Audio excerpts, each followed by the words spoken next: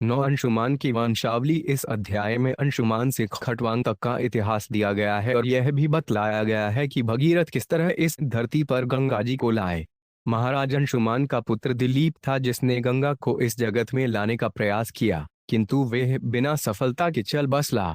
दिलीप के बेटे भगीरथ ने गंगा को इस जगत में लाने का हर संकल्प किया, जिसके लिए उसे कठोर तपस्या करनी पड़ी। माता गंगा उसकी तपस्या से पूर्णतया संतुष्ट हुई तो उन्होंने उसे दर्शन दिया और वर देना चाहा। तब भगीरथ ने उनसे अपने पितरों का उद्धार करने की प्रार्थना की। माता गंगा ने पृथ्वी पर आने के लिए 2 शर्तें रखीं। एक तो यह कि उनकी तरंगों को वश में करने वाला कोई उपयुक्त पुरुष हो, और दूसरी यह कि सारे पापी गंगा में स्नान करके अपने पाप कर्मों के फलों से तो मुक्त हो जाएंगे। किंतु माता गंगा उन सबके पाप कर्मों के फलों को अपने अंदर रखना नहीं चाहती थीं। इन दोनों शर्तों पर विचार किया जाना था। भगीरथ ने माता गंगा से कहा, भगवान शिव आपके जल की लहरों को पूरी तरह वश में कर सकेंगे, और जब शुद्ध भक्तगण आपके जल में स्नान करेंगे तो पापियों द्वारा छोड़े गए पापों के फलों का निराकरण हो जाएगा। तत्पश्चात भगीरथ ने शिवजी को प्रसन्न करने के लिए तपस्या की। शिवजी आशुतोष कहलाते हैं क्योंकि वे सरलता से प्रसन्न किए जा सकते हैं। शिवजी ने गंगा के वेग को रोकने का भगीरथ का प्रस्ताव मान लिया। इस तरह गंगा के स्पर्श मात्र से भगीरथ के पूर्वज तर गए और स्वर्गलोक को चले गए। भगीरथ का पुत्र श्रुत था, श्रुत का पुत्र नाभ और नाभ का पुत्र सिंधुद्गीप हुआ। उसका पुत्र अयुतायु हुआ जिसका पुत्र ऋतुपर्ण था जो नल का मित्र था। ऋतुपर्ण ने ही नल को द्यूत विद्या सिखलाई और उससे अश्वविद्या सीखी। ऋतुपर्ण का पुत्र सर्वकाम, सर्वकाम का पुत्र सुदास और सुदास का पुत्र सौदास हुआ। सौदास की पत्नी का नाम दमयंती या मदयंती था। सौदास का अन्य नाम कलमाशपाद था। उसके सकाम कर्मों में किसी त्रुटि के कारण वशिष्ठ ने उसे राक्षस बनने का शाप दे दिया था। एक जंगल में से गुजरते हुए उसने एक ब्राह्मण और उसकी पत्नी को संभोगरत देखा। क्योंकि वह राक्षस बन चुका था, अतः उसने उस ब्राह्मण को खा जाना चाहा। यद्यपि ब्राह्मण पत्नी ने सौदास से बहुत अनुनय विनय की, किंतु वह ब्राह्मण को खा गया। फलत उसकी पत्नी ने उस राक्षस को शाप दिया, तुम संभोगरत होते ही मर जाओगे। इस तरह 12 वर्ष बाद वशिष्ठ के शाप से मुक्त होने पर भी सौदास ने संतान रहा। तब सौदास की अनुमति से वशिष्ठ ने उसकी पत्नी मदयंती को गर्भवती बनाया। किंतु जब वर्षों गर्भ धारण करते रहने पर भी मदयंती के संतान नहीं हुई तो वशिष्ठ ने उसके उदर पर पत्थर से प्रहार किया। इस प्रकार एक पुत्र उत्पन्न हुआ जिसका नाम था अश्मक। अश्मक का पुत्र बालिक कहलाया। वह परशुराम के शाप से इसलिए बच गया क्योंकि वे अनेक स्त्रियों से घिरा हुआ था, इसीलिए वह नारीक बच भी कहलाता है। जब सारा जगत क्षत्रिय विहीन हो गया था तो उसने अनेक क्षत्रियों को जन्म दिया, इसीलिए वह कभी कभी मूलक भी कहलाता है। बालिक का पुत्र दशरथ हुआ और दशरथ का पुत्र एडविडी हुआ जिसका पुत्र विश्वसह हुआ। इसी विश्वसह के पुत्र रूप में महाराज खटवांग हुए। उन्होंने देवताओं के साथ मिलकर असुरों से युद्ध किया और विजय प्राप्त की। फलत देवताओं ने उन्हें वर देना चाहा। इस पर उन्होंने पूछा कि वे कितने काल तक जीवित रहेंगे, और जब उन्हें ज्ञात हुआ कि उनका जीवन कुछ ही क्षण बाकी है तो वे स्वर्ग छोड़कर विमान से अपने धाम चले आए। वे यह समझ गए कि इस जगत की हर वस्तु तुच्छ है, अतः वे पूरी तरह से भगवान हरि को पूजा में लग गए। श्री शुकदवाच शुमांश्व तपस्ते पे गणान्यन काम यया काल महानता नाश करो ततः कालेन संस्थित। 1 शुकदेव गोस्वामी ने आगे कहा, राजा अंशुमान ने अपने पितामह की तरह दीर्घ काल तक तपस्या की तो भी वह गंगा नदी को इस भौतिक जगत में न ला सका और उसके बाद कालक्रम में उसका देहांत हो गया। दिल्ली पस्तत्सुतस्तद्वशक्त काल में इवान भगीरथस्तस्य सुतस्ते पे ससुमहतप। 2 अंशुमान की भांति उसका पुत्र दिलीप भी गंगा को इस भौतिक जगत में ला पाने में असमर्थ रहा और कालक्रम में उसकी भी मृत्यु होगी। तत्पश्चात दिलीप के पुत्र भगीरथ ने गंगा को इस भौतिक जगत में लाने के लिए अत्यंत कठिन तपस्या की। दर्शयामास्तां देवी प्रसन्ना वरदास्मिते इत्युक्त स्वभिप्रायान् शशंसावनतु नृप। 3 तत्पश्चात माता गंगा राजा भगीरथ के समक्ष प्रकट होकर बोली, मैं तुम्हारी तपस्या से अत्यधिक प्रसन्न हूँ और तुम्हें मुंह मांगा वर देने को तैयार हूँ। गंगा देवी द्वारा इस प्रकार संबोधित हुए राजा ने उनके समक्ष अपना सिर झुकाया और अपना मंतव्य बतलाया। तात्पर्य: राजा का मंतव्य अपने उन पूर्वजों का उद्धार कराना था जो कपिल मुनि का अनादर करने के कारण भस्म हो गए थे। को 5 पिधारिता वेग पतंत्या में महित ले अन्यथा भूतलान भित्वान निपिया से रसातलम। 4 माता गंगा ने उत्तर दिया, जब मैं आकाश से पृथ्वी लोक के धरातल पर गिरूंगी तो मेष जल अत्यंत वेगवान होगा। इस वेग को कौन धारण कर सकेगा? यदि कोई मुझे धारण नहीं कर सकेगा तो मैं पृथ्वी की सतह को भेद कर रसातल में अर्थात ब्रह्मांड के पाताल क्षेत्र में चली जाऊंगी। कि चाह न भुव्यास्थे नरामया मृजंतिघम मृजाम्य तद्घन क्वाहन राजस्तन विचिंत्यताम। 5। हे राजा, मैं पृथ्वी लोक पर नहीं उतरना चाहती क्योंकि सभी लोग अपने पाप कर्मों के फलों को धोने के लिए मुझ में स्नान करेंगे। जब ये सारे पाप कर्मों के फल मुझ में एकत्र हो जाएंगे तो मैं उनसे किस तरह मुक्त हो सकूंगी? तुम इस पर ध्यानपूर्वक विचार करो। तात्पर्य: स्वयं भगवान का कथन है, भगवद गीता 18.66, सर्वधर्मन परित्यज्य मामेक शरणं व्रज अहं त्वा सर्व प्रप्रेभ्यो मोक्षयिष्यामि मा शुच। सारे धर्मों का परित्याग करके मेरी शरण में आओ, मैं सारे पापों से तुम्हारा उद्धार कर दूंगा। डरो मत, भगवान किसी भी व्यक्ति के पापों के फलों को ग्रहण करके उनका निराकरण कर सकते हैं क्योंकि वे सूर्य के समान पवित्र हैं जो कभी भी सांसारिक स्पर्श से दूषित नहीं होता। वेजी सन दोषाय वडले सर्वभुजी यथा। भागवत 1.0.3.3 2.9। जो अत्यंत शक्तिमान है वे किसी पाप कर्म से दूषित नहीं होता। किंतु यहाँ हम देखते हैं कि माता गंगा उन लोगों के पाप से बोझिल होने से भयभीत हैं जो गंगा जल में स्नान करेंगे। इससे सूचित होता है कि भगवान के अतिरिक्त अन्य कोई भी व्यक्ति अपने या अन्यों के पाप कर्मों के फलों को दूर करने में समर्थ नहीं है। कभी कभी गुरुवार को शिष्य बनाने के बाद उसके विगत पाप कर्मों का भार ग्रहण करना पड़ता है। फलस्वरूप पापों से बोझिल हो जाने के कारण उसे कष्ट भोगना पड़ता है, पूरी तरह नहीं तो आंशिक रूप में। अतएव शिष्य को चाहिए कि दीक्षा ग्रहण करने के बाद पाप कर्म करने के प्रति सतर्क रहे। बेचारा गुरुवार शिष्य को स्वीकार करते समय अत्यंत कृपालु रहता है और शिष्य के पाप कर्मों को अशक्त भोगता है, किंतु भगवान अपने दास पर कृपालु होने के कारण उस दास के पापकृत्यों के फलों का निराकरण कर देते हैं जो उनकी महिमा का प्रचार करने में लगा रहता है। माता गंगा भी लोगों के पापों के फलों से भयभीत होने के कारण चिंतित थी कि वे इन पापों के भार को किस तरह वहन कर सकेंगी। श्री भगीरथ उद्वात 7वां यासिन। शांता ब्रहिष्ठालोक पावना हरंते गंतेन्दु सगतेश्वास्ते हाग्धरी 6।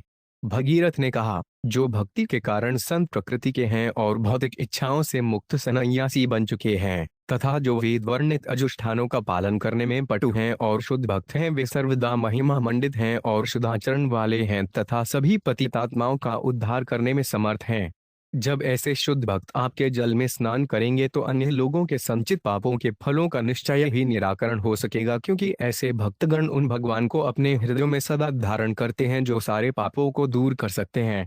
तात्पर्य: माता गंगा स्नान के लिए सबों को सुलभ है। अतएव गंगा जल में न केवल पापी लोग स्नान करेंगे अपितु हरिद्वार तथा अन्य तीर्थ स्थलों में जहाँ से होकर गंगा बहती हैं, संत जन तथा भक्तगण भी गंगा जल में स्नान करेंगे। भक्तगण तथा सन्यासी जन गंगा तक का उद्धार कर सकते हैं।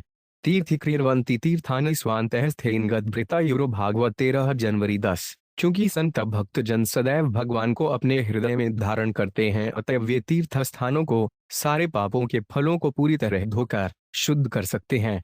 अतएव सामान्य लोगों को चाहिए कि संत पुरुषों का सदैव आदर करें। ऐसा आदेश है कि किसी भी वैष्णव या सन्यासी का दर्शन होने पर उनका तुरंत आदर किया जाए। यदि आदर करने में भूल हो जाए तो उस दिन उपवास रखा जाए। यह वैदिक आदेश है। मनुष्य को चाहिए कि भक्त या संत के चरण कमलों के प्रति अपराध करने से अत्यंत सतर्क रहे। यद्यपि प्रायश्चित की विधियां हैं किंतु वे पापों के फलों को धोने में अपर्याप्त हैं। मनुष्य केवल भक्ति द्वारा सारे पापों के फलों से छूट सकता है, जैसा कि अजामिल की कथा में कहा गया है, केचित केवलया भक्त्या वासुदेव प्रायणा अरे धुनवंती काट संयनिहारों इव भास्कर। केवल ऐसा व्यक्ति जिसने कृष्ण की अनन्य भक्ति ग्रहण की होती है पाप कर्म रूपी खरपतवारों को समूल नष्ट कर सकता है ताकि वे पुनः न उभर आए। जिस तरह सूर्य अपनी किरणों से कोहरे को तुरंत विनष्ट कर देता है उसी प्रकार मनुष्य भक्ति के द्वारा ऐसा कर सकता है। यूरो। भागवत 6 जनवरी 15। यदि कोई व्यक्ति किसी भक्त के प्रश्रय में रहता है और निष्ठापूर्वक उसकी सेवा करता है तो वह भक्ति योग के द्वारा सारे पाप कर्मों के फलों को नष्ट कर सकने में समर्थ होता है। धारिष्यति ते वेगौन रुद्रस्त्वात्मा शरीरिणाम यस्मिन्नोत्मे वन प्रोत विश्रय शाटीव तंतुषु। 7। जिस प्रकार वस्त्र के सारे डोरे लंबाई तथा चौड़ी में गुंथे रहते हैं उसी तरह यह समग्र विश्व अपने अक्षांश देशांतरों सहित भगवान की विभिन्न शक्तियों में स्थित है। शिव जी भी भगवान का अवतार हैं, अतएव वे देहधारी जीव में परमात्मा का प्रतिनिधित्व करते हैं। वे अपने सिर पर आपकी वेगवान तरंगों को धारण कर सकते हैं। तात्पर्य: गंगाजल भगवान शिव के सिर पर स्थित माना जाता है। शिव जी भगवान के अवतार हैं जो विभिन्न शक्तियों से सारे विश्व को धारण करते हैं। ब्रह्म संहिता में 5.45 शिव जी का वर्णन इस प्रकार हुआ है: क्षीर यथा दधि विकार विशेष योगात सजन्याय तेन हितात पृथगृत हेति। ये शंभुता मापे तथा समुपैति कार्यात गोविंदमादि पुरुष तमहन भजामी। जब दूध में जामन डाला जाता है तो यह दही में बदल जाता है, किंतु वास्तव में यह दही दूध के अतिरिक्त और कुछ नहीं होता। इसी प्रकार भगवान गोविंद भौतिक व्यवहार के निमित्त भगवान शिव का रूप धारण करते हैं। मैं भगवान गोविंद के चरण कमलों को सादर नमस्कार करता हूँ। शिव जी उसी प्रकार भगवान हैं जिस प्रकार दही दूध भी है और नहीं भी है। भौतिक जगत के पालन हेतु ब्रह्मा, विष्णु तथा महेश्वर शिव ये 3 अवतार हैं। शिव जी विष्णु के तमोगुणी अवतार हैं। यह जगत प्रधानत तमोगुणी है। इसीलिए शिव जी की उपमा यहाँ सारे विश्व के अक्षांश देशांतर से दी गई है जो वस्त्र के तानों बानों के समान होते हैं। इत्युक्त्वा सन्निपो देवतप्सातोष्यत् शिवम कालेनाल्पीसा राजंस्तशेषश्चाश्रतुष्पत्। 8। ऐसा कहने के बाद भगीरथ ने तपस्या करके शिव जी को प्रसन्न किया। हे राजा परीक्षित, शिव जी शीघ्र ही भगीरथ से तुष्ट हो गए। तात्पर्य: आश्चर्य शब्द सूचित करता है कि शिव जी तुरंत तुष्ट हो गए, इसीलिए शिव जी का अन्य नाम आशुतोष है। भौतिकतावादी लोग शिव जी के प्रति इतने अनुरक्त इसीलिए रहते हैं क्योंकि वे भक्तों के सुख दुख का विचार किए बिना तुरंत ही हर एक को वर दे देते हैं। यद्यपि भौतिकतावादी लोग यह जानते हैं कि भौतिक सुख एवं दुख एक ही सिक्के के 2 पहलू हैं, फिर भी वे सुख की कामना करते हैं और इसे तुरंत पाने के लिए शिव जी को पूजते हैं। हम देखते हैं कि ऐसे भौतिकतावादी लोग सामान्यतया अनेक देवताओं की, विशेष रूप से शिव जी तथा माता दुर्गा की पूजा करते हैं। वे आध्यात्मिक सुख की कामना नहीं करते क्योंकि यह उनको लगभग अज्ञात है। किंतु यदि कोई सचमुच आध्यात्मिक सुख चाहता है तो उसे भगवान विष्णु की शरण ग्रहण करनी चाहिए, क्योंकि स्वयं भगवान चाहते हैं कि सर्वधीय परित्यज्य मामेक शरण ब्रज अहं त्वा सर्व प्रपेभ्यो मोक्षयिष्यामि मा शुत। सारे धर्मों का परित्याग करके मेरी शरण ग्रहण करो, मैं सारे पापों से तुम्हारा उद्धार करूंगा, तुम डरो मत। भगवद्गीता 18.66 तथेति राज्ञाभिहिता सर्वलोक्यतः शिव दधाराव तो गणापादपूतजला हरे। 9। जब राजा भगीरथ शिव जी के पास गए और उनसे गंगा की वेगवान लहरों को धारण करने के लिए प्रार्थना की तो शिव जी ने एवं मस्तु कहते हुए प्रस्ताव स्वीकार कर लिया। तब उन्होंने अत्यंत ध्यानपूर्वक गंगा को अपने सिर पर धारण कर लिया, क्योंकि भगवान विष्णु के अंगूठे से निकलने के कारण गंगा का जल शुद्ध करने वाला है। भगीरथ ऐसा राजर्षिणी ने भुवन पावनीम यत्र स्वपितृणा देहा भस्मीभूता समशोरते। 10। महान एवं साधु राजा भगीरथ समस्त पतितात्माओं का उद्धार करने वाली गंगा जी को पृथ्वी पर उस स्थान में ले गए जहां उनके पितरों के शरीर भस्म होकर पड़े हुए थे। रथेन वायुवेगेन प्रयान्तम नुद्धावती देशायुनंती निर्दग्धाना सिज्ञत सगरात्मजानु। 11। भगीरथ एक तेज रथ पर सवार हुए और गंगा माता के आगे आगे चले, जो अनेक देशों को शुद्ध करती हुई उनके पीछे पीछे चलती हुई उस स्थान पर पहुंची जहां सगर के पुत्र भगीरथ के पितृगण की भस्म पड़ी थी। इस पर गंगा का जल छिड़का गया। अजलस्पर्शमात्रेण ब्रह्मदंडयता अपि सगरात्मजा दिव्यजगमु केवल देह भस्म भी। 12। चूंकि सगर महाराज के पुत्रों ने महापुरुष का अपमान किया था, अतएव उनके शरीर का ताप बढ़ गया था और वे जलकर भस्म हो गए थे, किंतु मात्र गंगा जल के छिड़कने से वे सभी स्वर्गलोक जाने के पात्र बन गए। अतएव हम जो लोग गंगा की पूजा करने के लिए गंगा जल का प्रयोग करते हैं उनके विषय में क्या कहा जाए है? तात्पर्य: गंगा मैया की पूजा गंगा जल से की जाती है। भक्त थोड़ा सा गंगा जल लेकर पुनः उस गंगा में चढ़ा देता है। जब भक्त गंगा में से जल लेता है तो गंगा मैया की न तो कुछ हानि होती है और न ही जब भक्त उस जल को गंगा में डाल देता है कोई वृद्धि होती है, किंतु इस प्रकार गंगा के आराधक लाभान्वित होते हैं।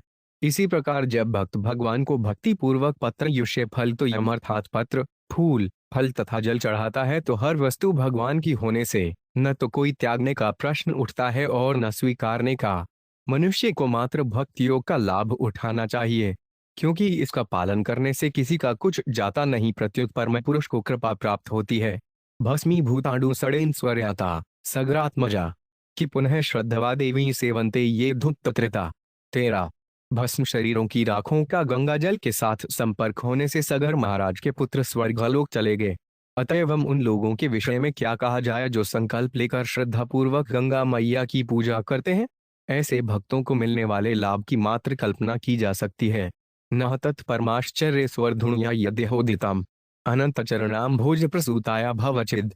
14। क्योंकि गंगा माता भगवान अनंत देव के चरण कमल के अंगूठे से निकलती हैं, अतएव वे मनुष्य को भवबंधन से मुक्त करने में सक्षम है। इसलिए यहाँ पर उनके विषय में जो कुछ बतलाया जा रहा है वह तनिक भी आश्चर्यजनक नहीं है।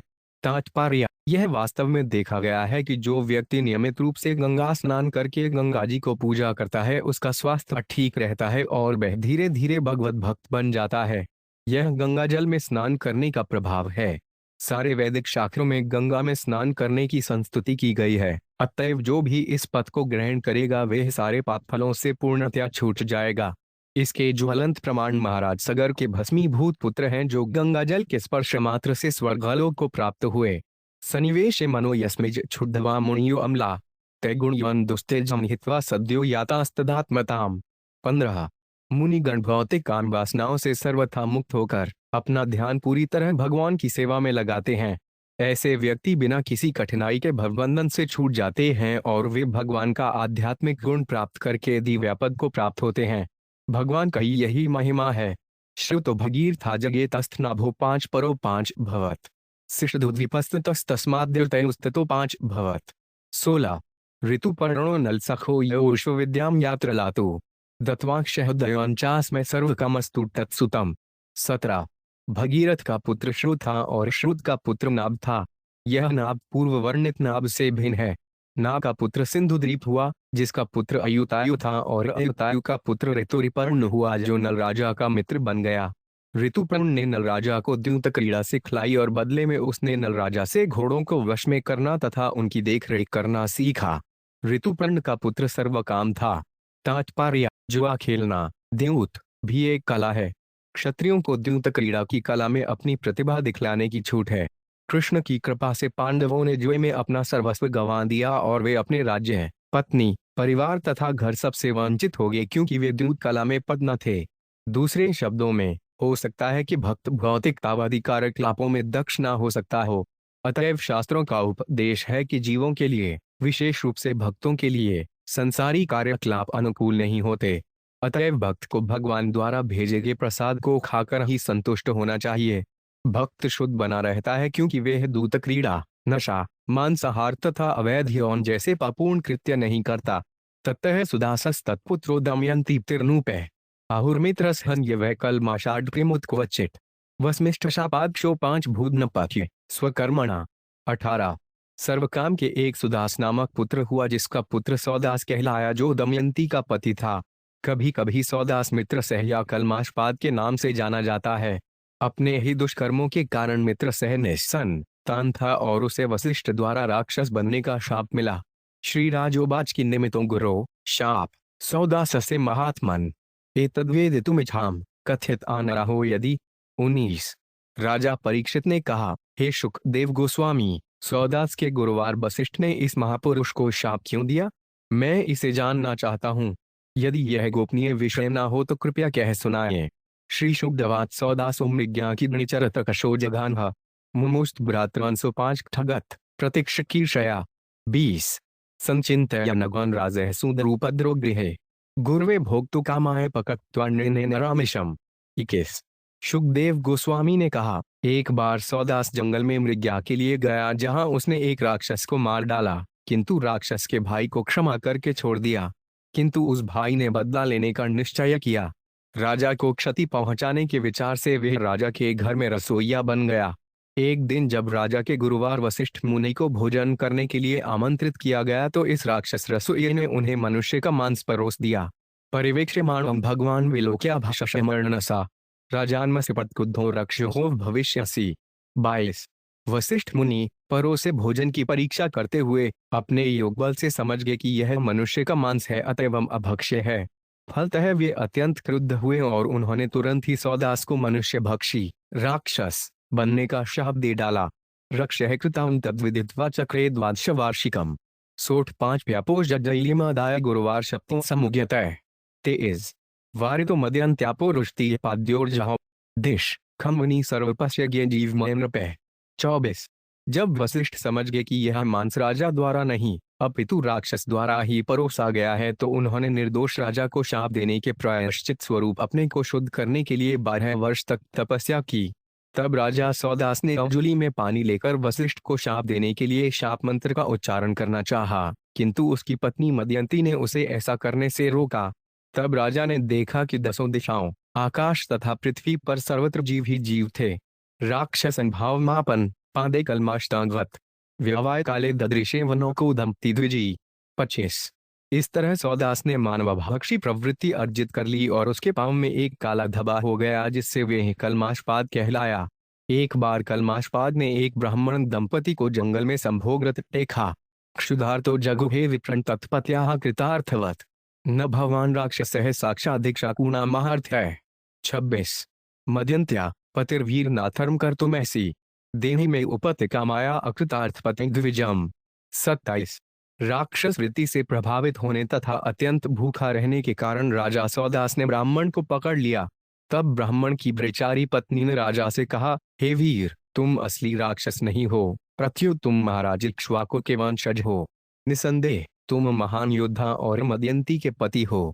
तुम्हें इस तरह पाप कर्म नहीं करना चाहिए। मुझे पुत्र प्राप्त करने की इच्छा है, अतएव मेरे पति को छोड़ दो। अभी उसने मुझे गर्भित नहीं किया है। देहो 5 मानुषो राजन पुरुषस्य थाखिलार्थद तस्मादस्य वधो वीर सर्वार्थ वधु उच्यते। 28। हे राजा, हे वीर, यह मानव शरीर सबों के लाभ के निमित्त है। यदि तुम इस शरीर का असमयवध कर दोगे तो तुम मानव जीवन के सारे लाभों की हत्या कर डालोगे। तात्पर्य श्रील नरोत्तम दास ठाकुर का गीत है, हारे हरे विफले जन्म गो आइनु मनुष्य जन्म पाइया, राधा कृष्ण ना भजिया जानिया शून्या विष खाइनु। मनुष्य का शरीर अत्यंत मूल्यवान है, क्योंकि इसी शरीर से कृष्ण के उपदेशों को समझा जा सकता है और चरमक्ति प्राप्त की जा सकती है। जीव इस भौतिक संसार में भगवधाम वापस जाने के उद्देश्य को पूरा करने के लिए आया है। भौतिक जगत में सुख की लालसा की जाती है, लेकिन चरम लक्ष्य न जानने के कारण मनुष्य को एक शरीर त्याग कर दूसरा शरीर धारण करना पड़ता है। यदि किसी को मनुष्य का शरीर धारण करने का अवसर मिले तो वह इसी शरीर में धर्म, अर्थ, काम तथा मोक्ष, इन 4 सिद्धांतों की पूर्ति कर सकता है, और यदि वह नियमित रूप से रहता रहे तो मोक्ष से भी आगे बढ़कर राधा कृष्ण की सेवा में लग सकता है। यही जीवन की सफलता है कि जन्म मरण के चक्र को समाप्त करके भगवधाम जाया जाए, गामेती, और राधा कृष्ण की सेवा को जाए। अतएव यह मनुष्य शरीर जीवन की प्रगति को पूरा करने के लिए मिला है। पूरे मानव समाज में मनुष्य बंध को गंभीरता से लिया जाता है।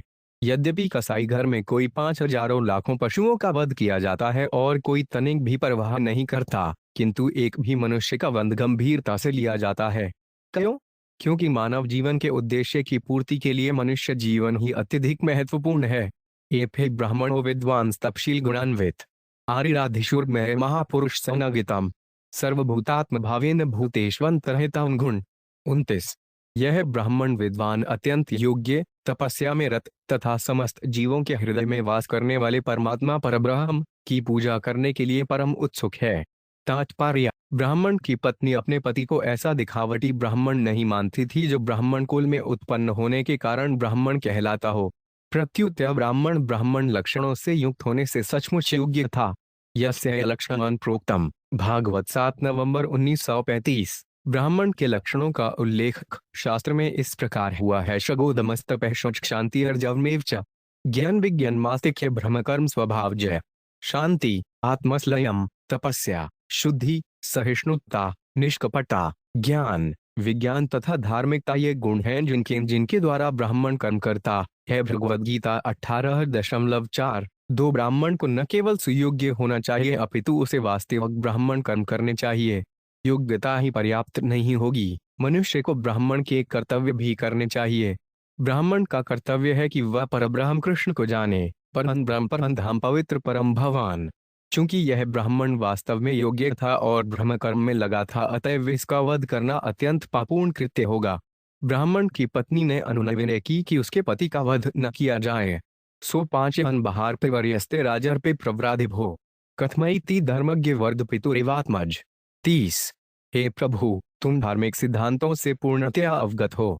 जिस तरह पुत्र कभी भी अपने पिता द्वारा वध्य नहीं है, उसी तरह इस ब्राह्मण की राजा द्वारा रक्षा होनी चाहिए, न कि वध। तुम जैसे राजर्षि द्वारा इसका वध किस तरह उचित है? तात्पर्य: राज शब्द ऐसे राजा का सूचक है जो ऋषि तुल्य आचरण करता है। ऐसा राजा नरदेव भी कहलाता है क्योंकि वे परमेश्वर का प्रतिनिधि माना जाता है। क्योंकि राजा का कर्तव्य ब्राह्मण संस्कृति की रक्षा के लिए शासन करना है, अतएव वे कभी भी ब्राह्मण का वध नहीं करना चाहता। सामान्यतया ब्राह्मण, स्त्री, शिशु, वृद्ध या गाय को दंडनीय नहीं माना जाता। अतएव ब्राह्मण पत्नी ने राजा से प्रार्थना की कि वे इस पापकृत्य से बचे। तस्य साधुर्पापस्य भ्रूणस्य बर्हावादीन कर्थ वध्यथा बश्चोर मन्यते सन्मतो भवान। 31। तुम विख्यात हो और विद्वानों में पूजित हो। तुम किस तरह इस ब्राह्मण का वध करने का साहस कर रहे हो जो साधु, निष्पाप तथा वैदिक ज्ञान में पटु है? उसका वध करना गर्भ के भीतर भ्रूण नष्ट करने या गोवध के तुल्य होगा। तात्पर्य: जैसा कि अमरकोश में कहा गया है, श्री ऋणो 5 के बाल गर्भ भ्रूण या तो गाय के लिए आता है या गर्भस्थ शिशु के लिए। वैदिक संस्कृति के अनुसार गर्भ में जीव के अविकसित भ्रूण को विनष्ट करना गाय या ब्राह्मण के वध के समान पापमय है। भ्रूण में जीव अविकसित अवस्था में रहता है। यह आधुनिक वैज्ञानिक सिद्धांत के जीवन रसायनों का संयोग है, निरर्थक है। जब विज्ञानी जन जीवों की रचना नहीं कर सकते, यहाँ तक कि अंडे से निकलने वाले जीव की भी, विज्ञानियों का यह विचार कि वे ऐसी रासायनिक परिस्थिति उत्पन्न कर सकते हैं जो अंडे के समान हो और फिर उसमें जीवन पैदा हो जाए, निरर्थक है। उनका यह सिद्धांत कि रासायनिक संयोग में जीवन हो सकता है, इसे तो स्वीकार किया जा सकता है, किंतु ये धूर्त ऐसा संयोग ला नहीं सकते। इस श्लोक में श्रीयुणस्य वधम आया है जिसका अर्थ है भ्रूण हत्या। यह वैदिक साहित्य से आई हुई चुनौती है। यह समझना कि जीव पदार्थ का संयोग है अत्यंत भोंडा तथा नास्तिकतापूर्ण है और नितांत अज्ञान का सूचक है। यद्यंक्रियते भक्ष्यस्तहिं मा खाद पूर्वतः न जीविषे विना यह क्षणंचर मृतकम यथा। 32। मैं अपने पति के बिना एक क्षण भी जीवित नहीं रह सकती। यदि तुम मेरे पति को खा जाना चाहते हो तो अच्छा होगा कि पहले तुम मुझे खा लो, क्योंकि मैं अपने पति के बिना मृतक तुल्य हूँ। तात्पर्य: वैदिक संस्कृति में सती या सहमरण प्रथा है जिसमें स्त्री अपने पति के साथ मरती है। इस प्रथा के अनुसार यदि पति मर जाता है तो पत्नी जलती चिता में स्वेच्छा से कूदकर अपने पति के साथ जल जाती है। इस श्लोक में ब्राह्मण पत्नी द्वारा इस संस्कृति की अभिव्यक्ति हुई है। पतिविहीन स्त्री शव तुल्य है। अतएव वैदिक संस्कृति के अनुसार कन्या का विवाह होना आवश्यक है। यह उसके पिता का उत्तरदायित्व है। भले ही कन्या को दान कर दिया जाए अथवा पति के एक से अधिक पत्नियां हों, किंतु कन्या का विवाह होना ही चाहिए। यही वैदिक संस्कृति है। स्त्री को सदैव पराश्रित माना जाता है। बचपन में वे अपने पिता पर, युवावस्था में अपने पति पर और वृद्धावस्था में अपने सयाने पुत्रों पर आश्रित रहती है। मनु संहिता के अनुसार वे कभी स्वतंत्र नहीं होती। सत्री स्वाधीनता का अर्थ है कष्टमय जीवन।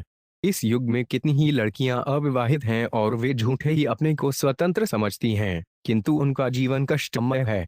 यहाँ एक ऐसा दृष्टांत है जिसमें एक स्त्री यह अनुभव करती है कि अपने पति के बिना वे शव मात्र है। एवं करुण भाषण या विलपंत्या अनाथवत व्याप्न पशुमिवा खादत सौदास शाप मोहित। 33। वशिष्ठ के शापवश राजा सौदास उस ब्राह्मण को निगल गया, जिस तरह कोई बाघ अपने शिकार को निगल जाता है। यद्यपि ब्राह्मण पत्नी ने अत्यंत कातर से विनय की, किंतु उसके विलाप से भी सौदास नहीं पसीजा। तात्पर्य: यह भाग्य का उदाहरण है। राजा सौदास को वशिष्ठ ने शाप दे दिया था, अतएव योग्य होते हुए भी वह व्याश्रम सदृश राक्षस बनने से अपने को रोक नहीं पाया, क्योंकि यही उसके भाग्य में बदा था। तलभ्यते दुःखवद अन्यतर सुखम भागवत 1:18। जिस तरह भाग्य के द्वारा मनुष्य संकट में फंसता है, उसी तरह भाग्य से वे सुख भी प्राप्त कर सकता है। भाग्य भावी अत्यंत प्रबल है, किंतु यदि कृष्ण भावनामृत को प्राप्त कर लिया जाए तो भाग्य को बदला जा सकता है। कर्माणि निर्दहति किंतु भक्ति भाजाम ब्रह्म संहिता 5.54। ब्राह्मणी वीक्ष दिदिषु पुरुषादीन भक्षितम शोचन्त्यात्मान मुर्वीष्मश्वत कृपिता सती। 34। जब ब्राह्मण की सती पत्नी ने देखा कि उसका पति, जो गर्भाधान के लिए उद्यत ही था, उस मनुष्य भक्षक द्वारा खा लिया गया, तो वह शोक तथा विलाप से अत्यधिक संतप्त हो उठी। इस तरह उसने क्रोध में आकर राजा को शाप दे दिया। यस्मान में भक्षित पाप कामार्टाया पतिस्त्वया तवापि मृत्युराधानादकृत प्रज्ञ दर्शित। 35। अरे मूर्ख पापी, चूंकि तूने मेरे पति को तब निगला जब मैं कामेच्छा से पीड़ित और गर्भाधान के लिए लालायित थी, अतएव मैं तुझे भी तभी मरते देखना चाहती हूँ जब तू अपनी पत्नी में गर्भाधान करने को उद्यत हो। दूसरे शब्दों में जब भी तू अपनी पत्नी से संभोग करना चाहेगा तू मर जाएगा। एवं अभित्र संशक्ता पति लोकप्रायणा तदस्थीनी समेधे उग्नो प्रास्य भर्तुर्गति गता। 36। इस प्रकार ब्राह्मण पत्नी ने राजा सौदास को, जो मित्र सह के नाम से विख्यात है, शाप दे डाला। तत्पश्चात अपने पति के साथ जाने के लिए सनद उसने पति की अस्थियों में आग लगा दी। स्वयं वे उसमें कूद पड़ी और पति के साथ साथ उसी गंतव्य को प्राप्त हुई। विशापोद्वाद शाब्दान्ते मैथुनाय समुदयतः विज्ञाप्य ब्राह्मणी शाप महिष्यासन निवारित। 37। 12 वर्ष बाद जब राजा सौदास वशिष्ठ द्वारा दिए गए शाप से मुक्त हुआ तो उसने अपनी पत्नी के साथ संभोग करना चाहा, किंतु रानी ने उसे ब्राह्मणी द्वारा दिए गए शाप का स्मरण कराया। इस तरह उसे संभोग करने से रोक दिया। अतूर्ध्व सत्याज स्त्रे सुखवान कर्मणा प्रजा वसनिष्ठस्तनुज्ञातो मदयन्त्या प्रजाम भात। 38। इस प्रकार आदिष्ट होने पर राजा ने भावी संभोग सुख त्याग दिया और भाग्यवश निसंतान रहता रहा। बाद में राजा की अनुमति से ऋषि वशिष्ठ ने मदयंती के गर्भ से एक शिशु उत्पन्न किया। सावै सप्त समागर भगभ्रिभ्रन व्यजायत जघनेश मनोधवन तस्या सुडश्म कस्तेन कथ्यते। 39। मदयंती 7 वर्षों तक बालक को गर्भ में धारण किए रही और उसने बच्चे को जन्म नहीं दिया। अतएव वशिष्ठ ने एक पत्थर से उसके पेट पर प्रहार किया जिससे बालक उत्पन्न हुआ। फलस्वरूप बच्चे का नाम अश्मक, पत्थर से उत्पन्न, पढ़ा।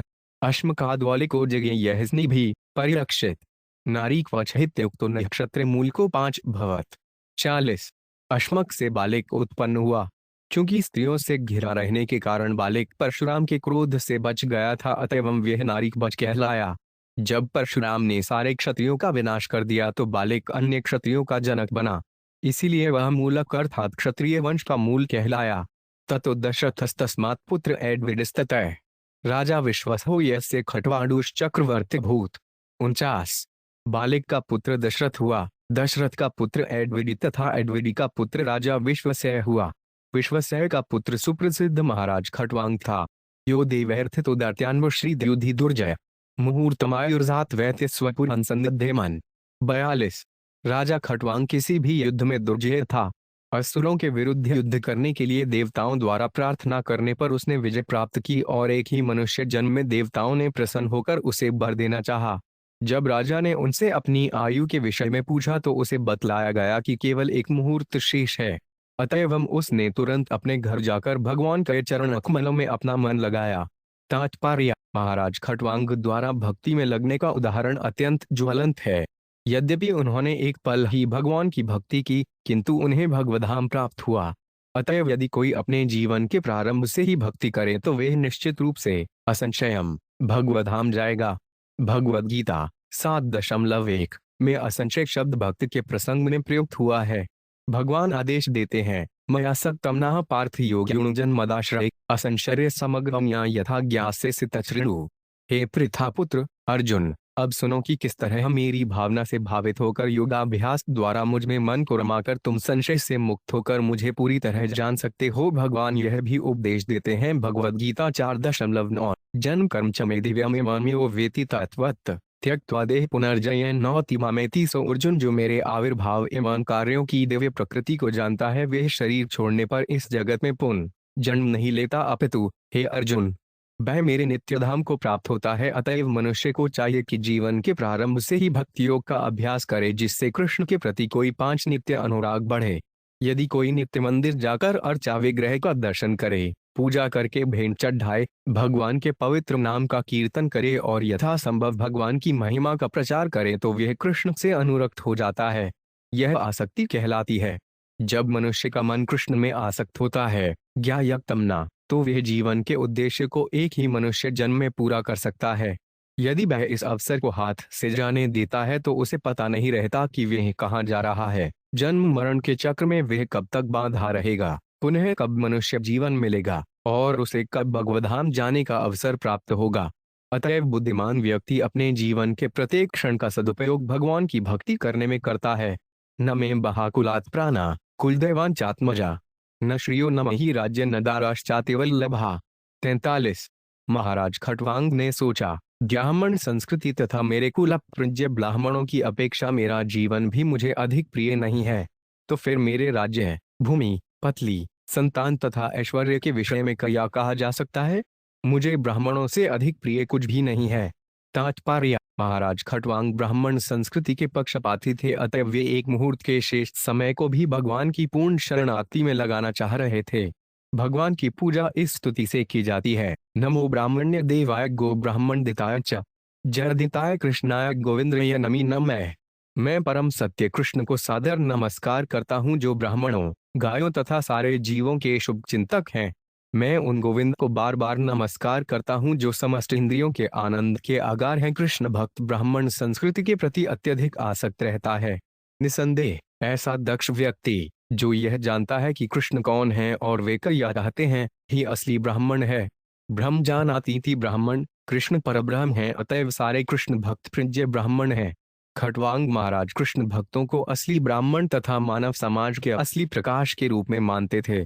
जो व्यक्ति कृष्ण भावनामृत तथा आध्यात्मिक ज्ञान में प्रगति करने का इच्छुक हो, उसे ब्राह्मण संस्कृति को सर्वाधिक महत्व देना होगा और कृष्ण को समझना होगा। कृष्णाय गोविंददाय, तभी उसका जीवन सफल होगा। न बालेड मतिर महाम धर्मे रमते क्वचित न पश्यमृतमलोकादयत की ज्ञान वस्तु है। 44। अपने बचपन में भी मैं नगण्य वस्तुओं या अधार्मिक सिद्धांतों के प्रति कभी आकृष्ट नहीं हुआ।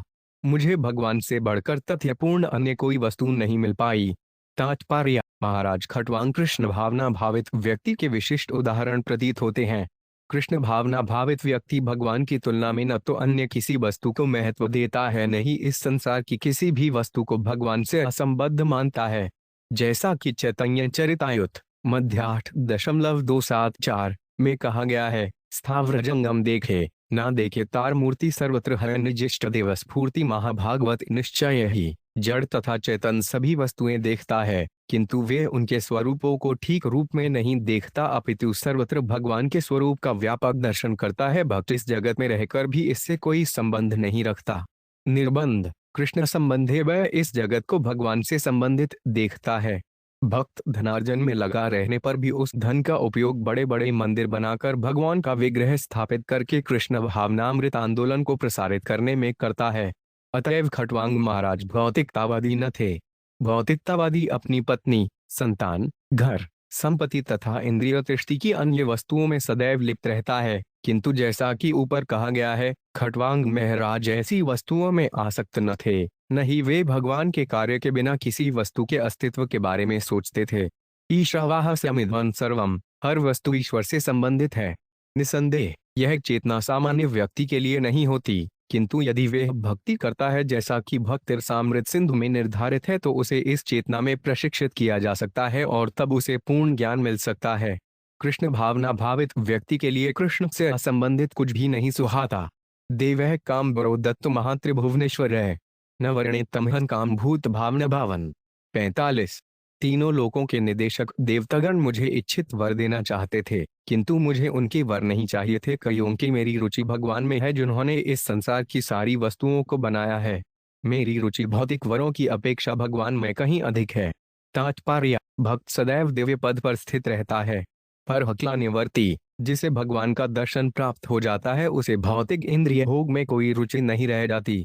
शुभ महाराज जैसे पूज्य भक्त भी भौतिक लाभ के लिए जंगल गए थे, किंतु जब उन्होंने भगवान का दर्शन किया तो कोई भी वर लेना स्वीकार नहीं किया।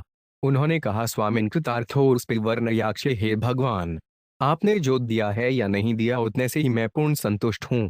मुझे आपसे कुछ भी नहीं मांगना है, क्योंकि मैं आपकी सेवा में लगा रहकर पूर्ण संतुष्ट हूँ। शुद्ध भक्त की मानसिकता यही है, वह भगवान से कुछ भी नहीं चाहता, न भौतिक न आध्यात्मिक। इसीलिए हमारा आंदोलन कृष्ण भावनामृत संघ कहलाता है। यह ऐसे व्यक्तियों का संगठन है जो केवल कृष्ण के विचारों में खोए रहते हैं। कृष्ण के विचारों में खोए रहना न तो खर्चीला है न कष्टदायक है। कृष्ण कहते हैं, मन यना भव मद भक्तो मद्याजी मां नमस्कुरु, अपने मन को मेरे विषय में सोचने, मुझे नमस्कार करने और मेरी पूजा करने में लगाओ। भगवद गीता 9.34। कोई भी व्यक्ति बिना कठिनाई या अवरोध के कृष्ण का सदैव चिंतन कर सकता है।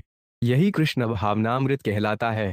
जो कृष्ण भावनामृत में लगा रहता है उसे कृष्ण से किसी भौतिक लाभ की कामना नहीं रहती, बल्कि ऐसा व्यक्ति भगवान से यह प्रार्थना करता है कि वे सारे विश्व में भगवान को महिमाओं का प्रसार करने में समर्थ हो।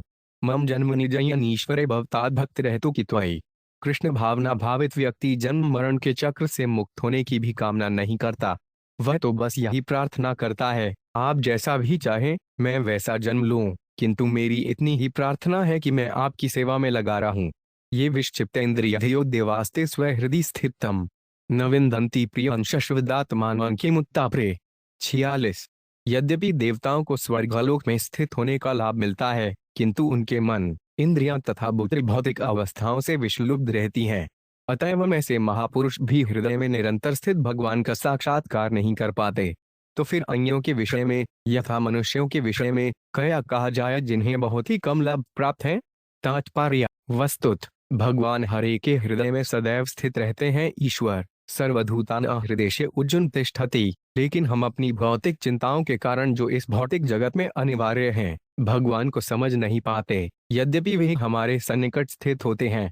जो लोग सदैव भौतिक अवस्थाओं से विषलुब्ध रहते हैं उनके लिए योग विधि की संस्तुति की जाती है, जिससे वे अपने हृदय में स्थित भगवान पर अपना मन केंद्रित कर सकें। ध्यानावस्थितवद्गतेन मनसा पश्यन्ति योगिन। चूंकि भौतिक जगत में मन तथा इंद्रियां सदा विषलुब्ध रहती हैं, अतएव मनुष्य को धारणा, आसन तथा ध्यान जैसी योग की विधियों से मन को शांत करके उसे भगवान में केंद्रित करना चाहिए। दूसरे शब्दों में, योग की विधि ईश साक्षात्कार का भौतिक प्रयास है, जबकि भक्ति ईश साक्षात्कार की आध्यात्मिक विधि है। महाराज खटवांग ने आध्यात्मिक मार्ग ग्रहण किया, अतएव उन्हें किसी भी भौतिक वस्तु में रुचि नहीं रह गई थी। भगवद गीता 18.55 में कृष्ण कहते हैं, भक्त्या माम भिजानाति। केवल भक्ति के द्वारा मुझे जाना जा सकता है। केवल भक्ति के द्वारा परब्रह्म भगवान कृष्ण को समझा जा सकता है। भगवान यह कभी नहीं कहते कि उन्हें योगाभ्यास या दार्शनिक चिंतन के द्वारा जाना जा सकता है। भक्ति ऐसे सारे भौतिक प्रयासों से ऊपर है।